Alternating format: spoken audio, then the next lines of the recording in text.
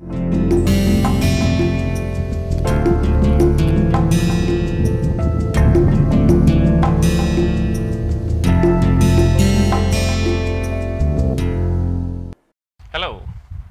welcome to Noise Control and its Management.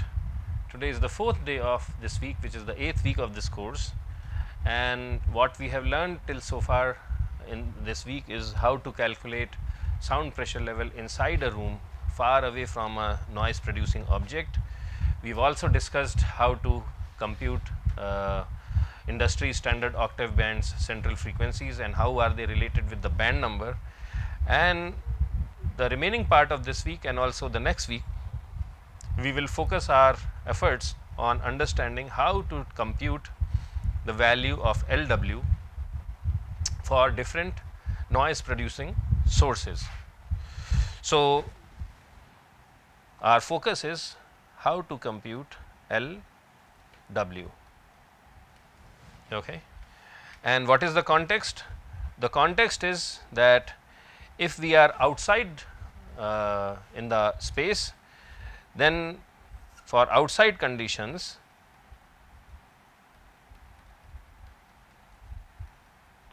we had with no reflecting surfaces,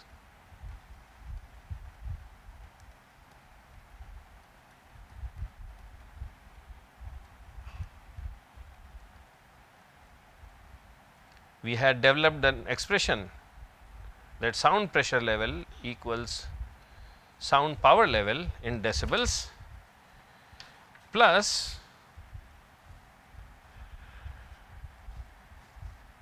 directivity index, and that is also expressed in decibels, minus the effect of the distance we are separated by from the source, and that is minus 20 log of 10 and of r, where r is the distance between the source and the place of measurement, and then I also subtract the amount of sound attenuation due to presence of air.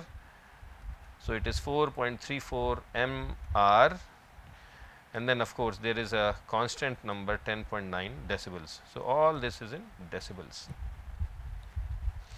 and if I am inside the room, which may or may not have a lot of reflecting surfaces, for inside the room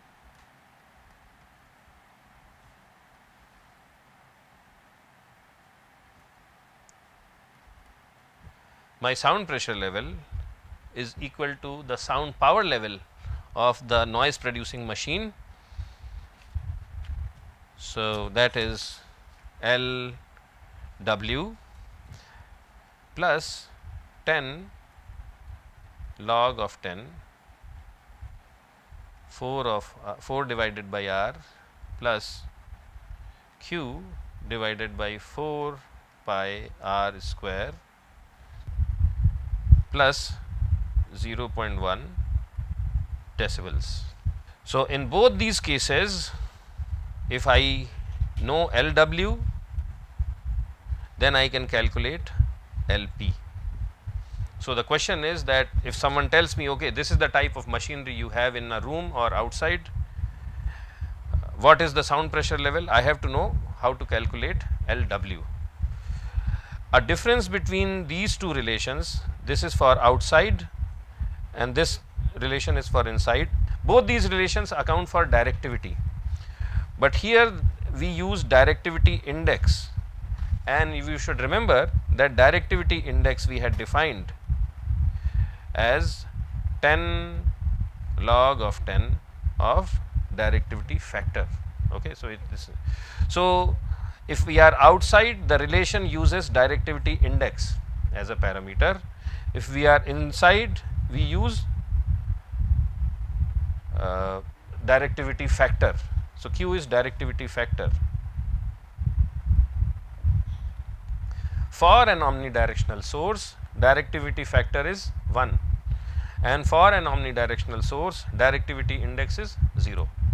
So, this is important to understand. So, I will go back to our original question, that if I know whether I am inside and outside, and if I know this value of R, or if I know the properties of the room which help us understand the value of room constant. I can calculate LP as long as I know LW. Please remember that both these relations, so directivity is a function of frequency, so directivity and Q, both these things depend on frequency. Similarly, R also depends on frequency. So the sound pressure level which I will be calculating, it will be frequency specific, and then the overall sound pressure level I have to somehow add up all the contributions for different frequencies, and then I get the overall sound pressure level. But this equation, these two equations are frequency specific equations.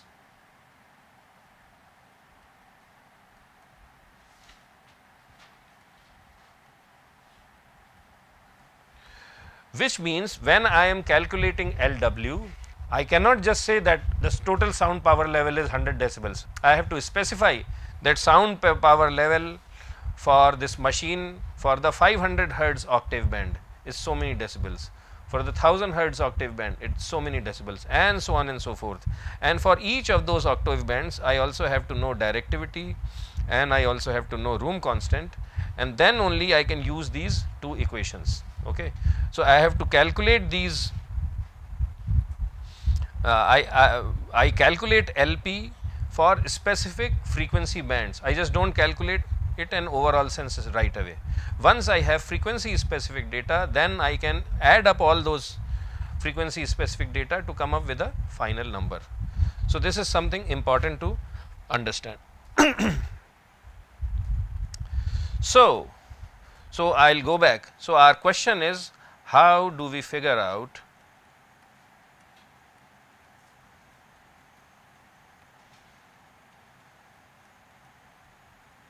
LW? Okay. And the question, the answer to that question is that we have to know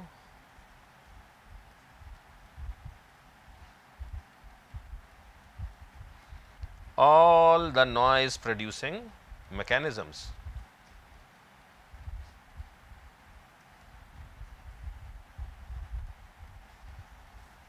Sources and mechanisms in the system. So for instance, if there is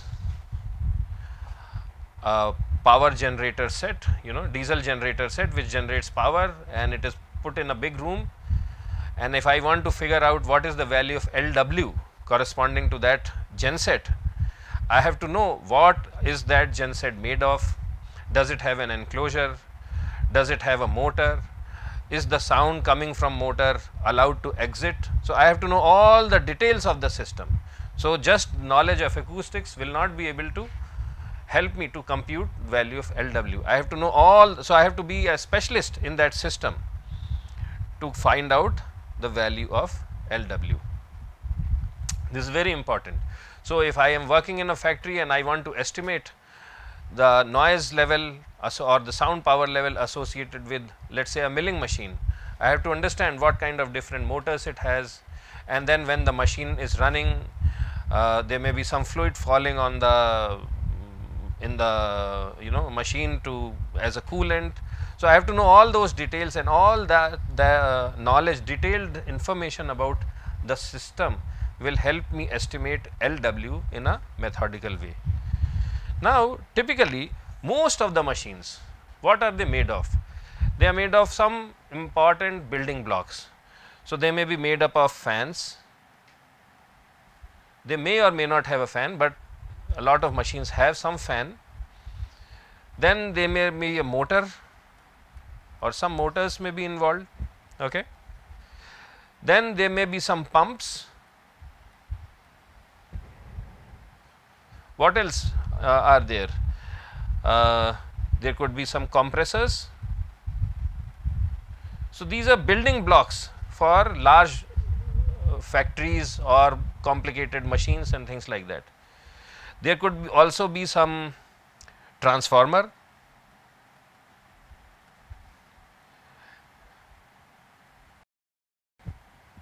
There could be some valves. The valve may be getting actuated and it may cause motion in a particular direction and it may be reversing. So, there is valves may be opening and closing. Okay. There could be some air system, so air is getting compressed and it is being pushed through some pipe and things like that. So, there could be some air or air / hydraulic systems.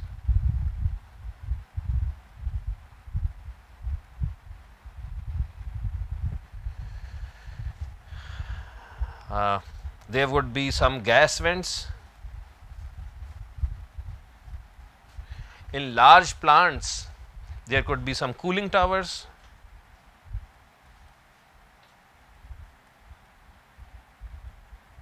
Okay. And then there may be some mechanical, different small mechanical components, and the reason we are listing is that we should be aware that these are the components which create noise. So, the overall noise which we hear is a sum of individual noise coming from each of these parts. Okay. So, what are those different mechanical components which may generate noise? Gears, then bearings, pulleys and belts. Okay. And things like that. So, if we have to understand this LW, first thing we have to look at is the overall details of the system, and we have to identify what types of fans are there, motors are there, pumps are there, compressors are there, transformers are there. All these things generate noise on their own. Okay. You have a transformer, you may not think, but when high current goes through, so I am not talking about small transformers, transformers may be on the streets or large transformers. When large current goes in, it generates a this type of humming noise. Okay. So, then similarly we have valves, air and hydraulic systems, gas vents, cooling towers, gears, bearings, all these things. For instance, you have an air conditioning unit. What is it made up of? It is made up of a compressor. It also has a fan which blows air. It also has some ducts through which air passes through. So, we have to figure out how the whole thing is configured, and then we have to look at it case by case, part by part basis, and compute LW for different frequency bands for each of the thing, and then come up with the total estimate of the noise. So, this is the overall philosophy which we will consider as we are trying to figure out value of LW. And in this course what we will do is we will select some of these components so that you learn how to compute LW for different components, specific components, and then you can use the same methodology for different components and for complex systems. So, today and also maybe over next couple of days we will focus on efforts related to fan noise when it comes out of fan. So, we will work on fan noise. What is the value of LW if there is just a single fan? And by fan I typically do not mean this rotary fan which we have in our rooms, because that is not a typical industrial fan. Okay. What is the purpose of an industrial fan? An industrial fan sucks in air from outside and it pushes in the inside. Maybe there is some need for some big combustion chamber or something where air is required. So, it sucks in air and pushes it in an area where it is required. So, lot of times it is also called a blower, air blower. Okay.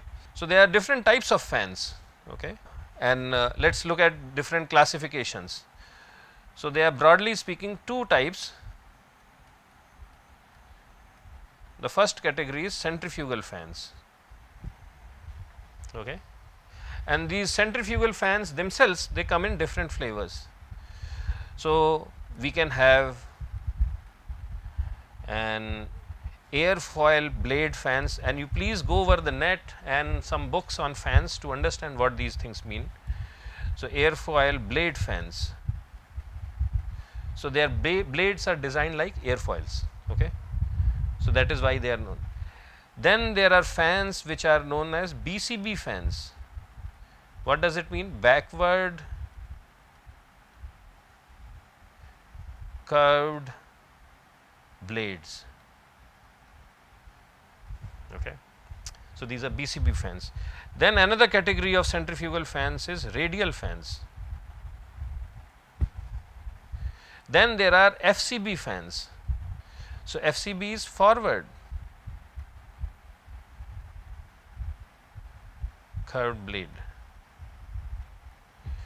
Then we have tubular fans.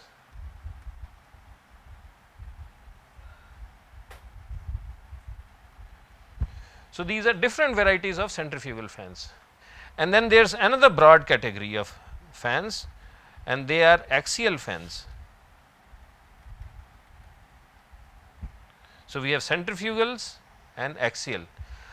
The typical fan which we see in our rooms, it is an axial fan, it pushes air in an axial direction. So, they are vane axial,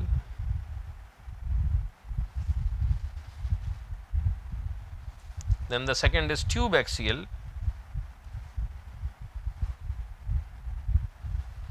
and then the third one is propeller type.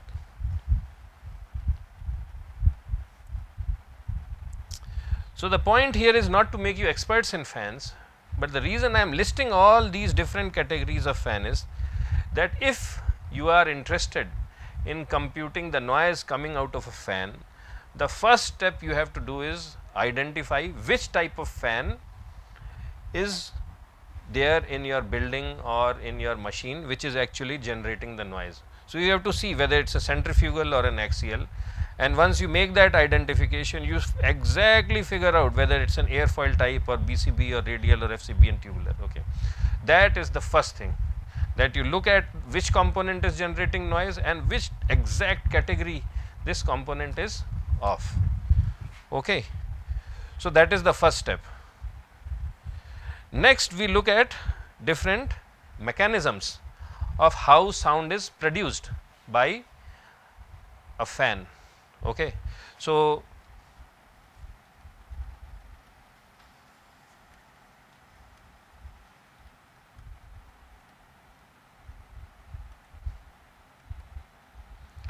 as air comes in and it goes out, the fan generates noise. Okay. And let us look at a schematic of this.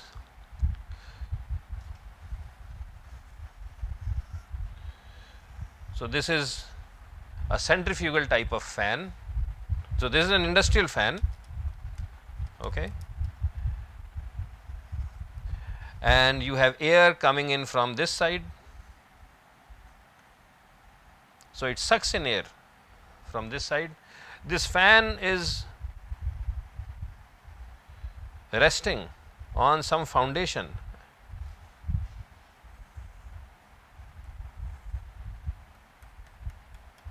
So, this is a foundation.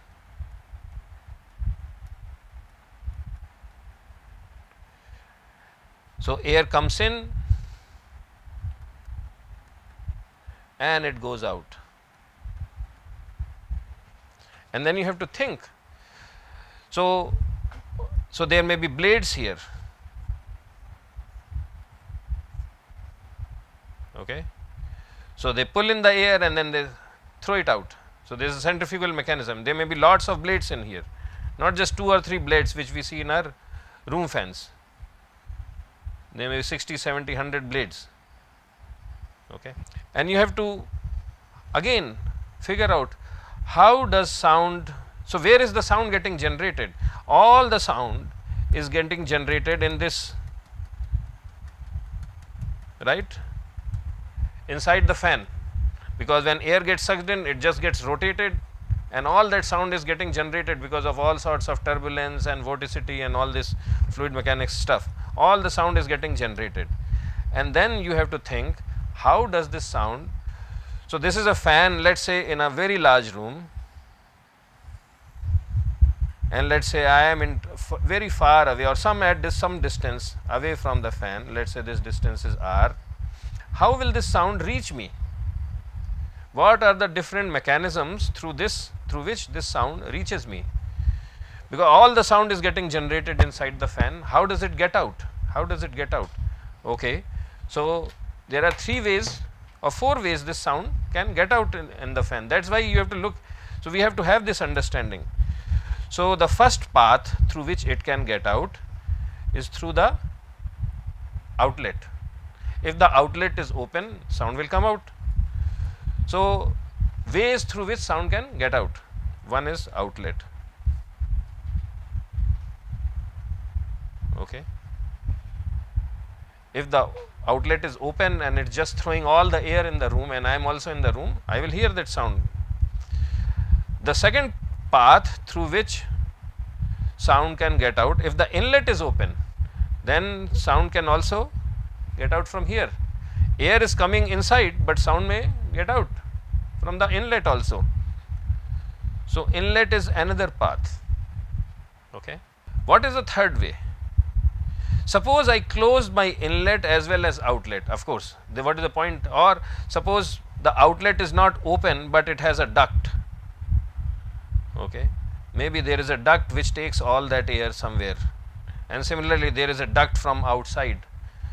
So, all this sound which is getting out, it does not get chance to come into my room, but still sound can come out from the fan. Where will it come from? It can come from the body of the fan, because all this sound is getting generated. Because of that, the body of the fan will vibrate, because it is made up of thin metal, thin sheet metal. If it is like rigid steel block, it will not vibrate, but it is thin flimsy material. So, the body of the fan may vibrate, right?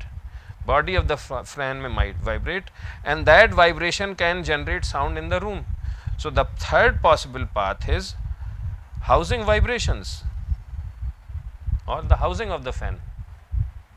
And then there is a fourth possible way. And what is that? This fan is sitting on a foundation and the whole fan is vibrating. When the fan vibrates, it is connected to the foundation, and these vibrations may spread in the room, right? So, it may also, and when these vibrations spread in the room, all those vibrations will also generate sound in the room. So, foundation vibrations. Okay. So, these are 4 possible mechanisms through which. So, first step is identify what is the noise making object, fan. Second step, we have to figure out what exact type of fan is there in place, whether centrifugal, axial, which type of. Third thing is we have to figure out how is noise coming out from the fan. So, this is a step by step methodical way of looking at noise control mechanisms. How is noise coming out? One way is it can come out through outlet, another way is it can come through inlet, another way is housings can vibrate, and the fourth thing is that foundation can also generate vibrations, and all these and the noise can come out. So, this is the third step. Then we go to the next level of what types of sound. So, this is the sound path analysis. The next thing is we have to figure out what kinds of sound can come out from this fan. So, what we will do is we will continue this discussion tomorrow, and hopefully tomorrow as well as maybe the next day you will have a much better appreciation of just how to figure out the value of LW coming from a fan. So, this concludes our discussion for today, and we will meet once again tomorrow. Bye.